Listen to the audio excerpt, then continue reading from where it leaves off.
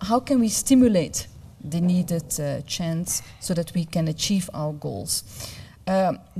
We believe that it's very important to harness the power of markets. The power of markets in order to achieve a rapid transition to resource efficiency. By harnessing the power of market, it does not mean that we are going to do business on our own, that we have really to indicate how markets should develop. But we think that as policymaker we have a role to set the exact framework to stimulate these measures and also to create incentives. This is why we have, within the European Union, we have a policy to decouple the economy around 3 axes, which I would briefly explain. First of all, we want to make sure that prices reflect the true value of our resources. And by that I mean that we cannot afford to have inefficient subsidies and tax distortions.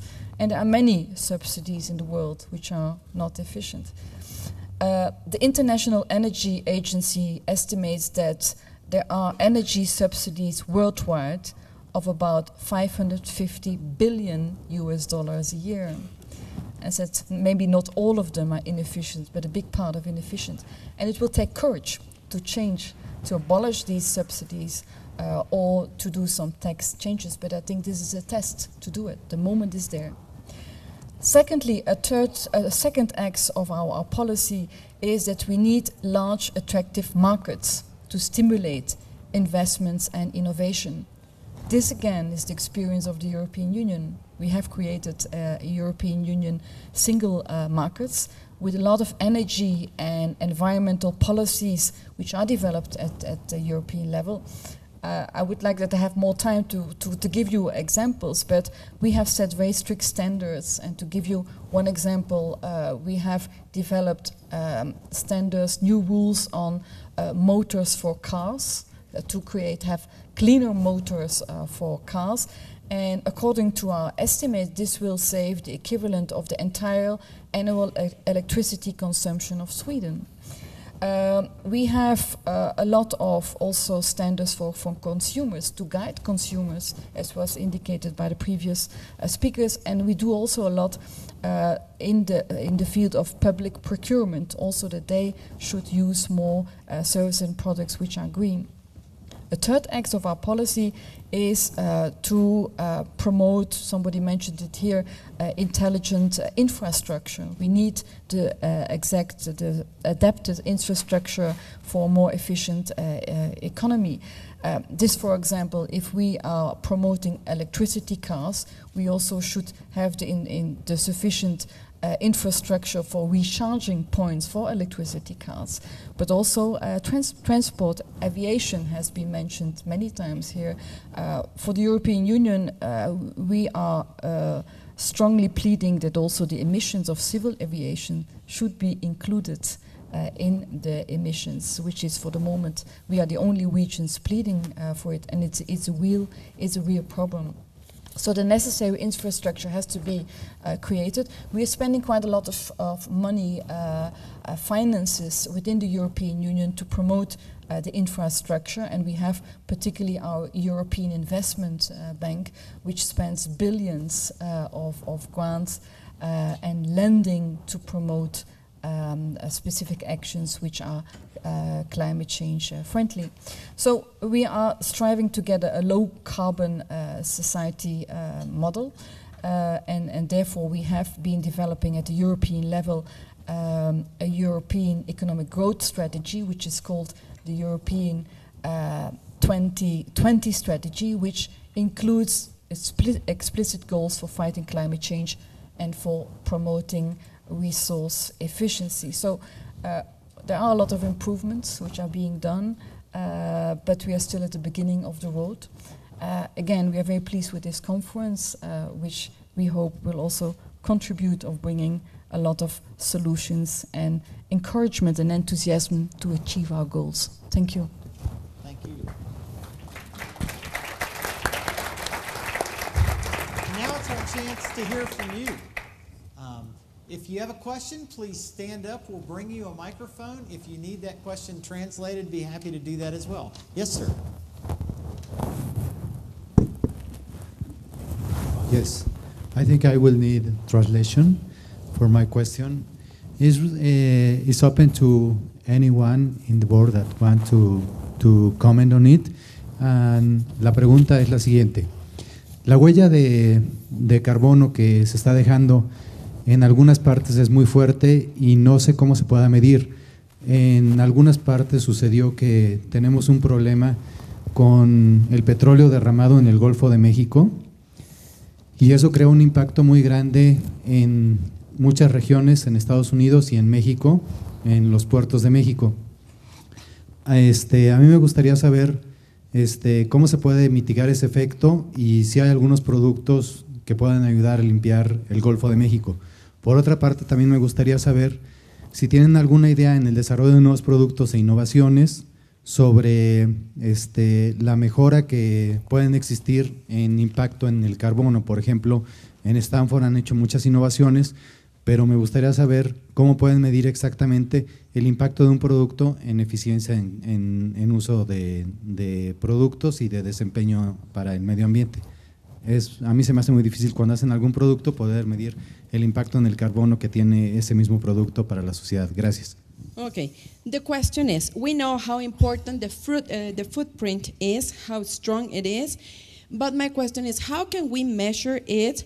And for example, there was a spill of oil in the Gulf of Mexico as well. How can we measure that impact? And how can we mitigate, which are the types of different products we could use in order to mitigate this type of impact? And something that is very important as well for me is which are the different products which are being innovated and created and to fight carbon footprint, and how can we measure its benefit or its impact, the impact of all these new products. Someone want to start? Sure, I'll mention that the impact of a lot of the innovations won't only be on carbon, they'll be on other industries or other impacts. For example, we turn flue gas into concrete.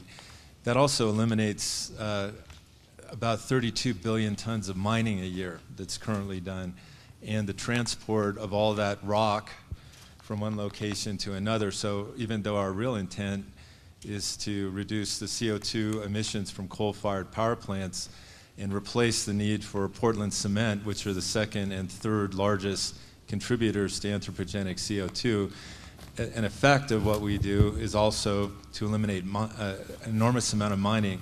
There's actually 7 times as much mining of rock as there is the mining of coal. And almost all rock mining is open pit. And it's a non-sustainable practice, which we have the ability to completely eliminate while we're mitigating CO2.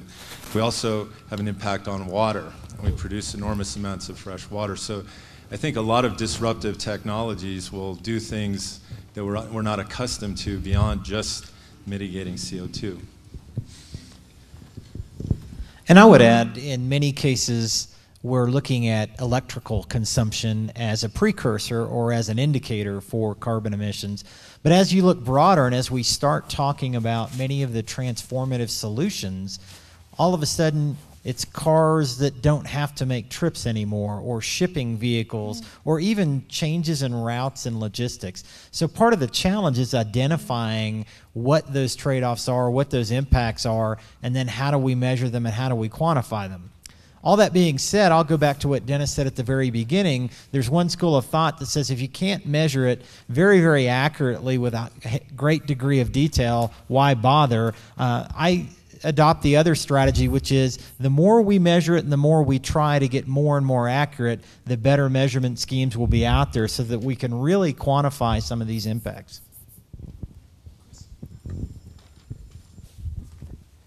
But John, I think there's a dilemma here. I mean, when we measure the footprint of a service, we have to look across the whole value chain, the whole life cycle of that. And the danger is that it takes forever to go down very complicated supply chains in very granular detail to come out with the answer. So we've got not only to have a set of metrics that are robust, but also are practical to use and focus on the material aspects of this. And the other thing that I think is important here is to take account of what are called the rebound effects, which is where a saving in one place might actually stimulate a consumption in another place. And we've got to be absolutely sure that when we do these measurements that we're actually accounting for that. And it's part of the policy framework, I think, to make sure that these rebounds are minimized as much as possible. Absolutely. We have time for one more question. I think we have a gentleman right here with a microphone. Please, sir, stand up. Thank you. This is a question for the European ambassador.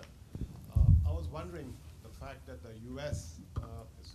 is quite reluctant to take on aggressive treaties and targets, like you mentioned with Europe, might actually lead the European Union to also backtrack. Do you see such a thing happening? So what was the last part of your question? Do you see the impact of the U.S. Yes. reluctance to sign climate agreements leading to a backlash in Europe where you might actually regress from pursuing such policies? Thank you. I just wanted to make a remark on the previous question about the measurement. Just I was very pleased to note when I entered here to see that this is a carbon neutral event. Actually, we organized, my office last week organized a big meeting here in Mexico concerning also climate change, and it was also a carbon neutral event.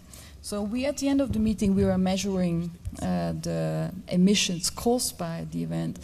And not to the surprise of everybody, we saw that we had a lot of emissions caused by the flights because we had a lot of people brought over, but also a lot of the emissions caused by electricity. Because we were like here, we were locked up in a room for 2 days with a lot of lights, a lot of air conditioning. So I think that maybe for future events, and when you intend to organize a carbon neutral event, there might be other measures to take.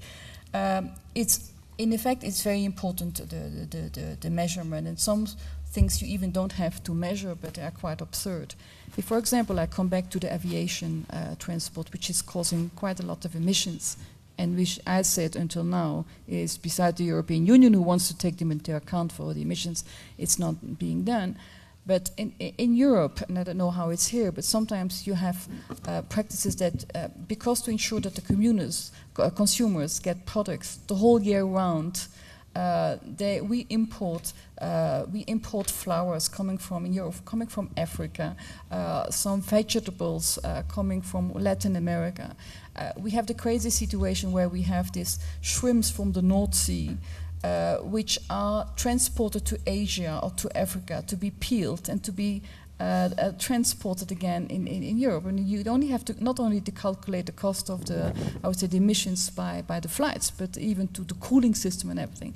So I mean, there are quite a lot of absurd systems, but the measurement, of course, is important. When we speak about measurement as European Union in the framework of climate change, we speak about a kind of monitoring of the efforts that we'll be doing.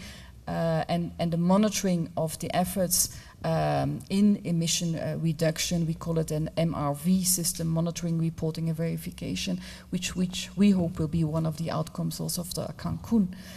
To come to the question on the position of the US, of course, we know that also with the current administration there are some particular efforts being taken, but it's a very weakness of the US system not to have a legislation in place. And we hope that with the current administration there will be enough efforts done to get a binding legislation on it, because we need to get the US on board when we will want to have also a global and successful outcome from the climate change talks. Please join me in thanking our panel for their insights and expertise today.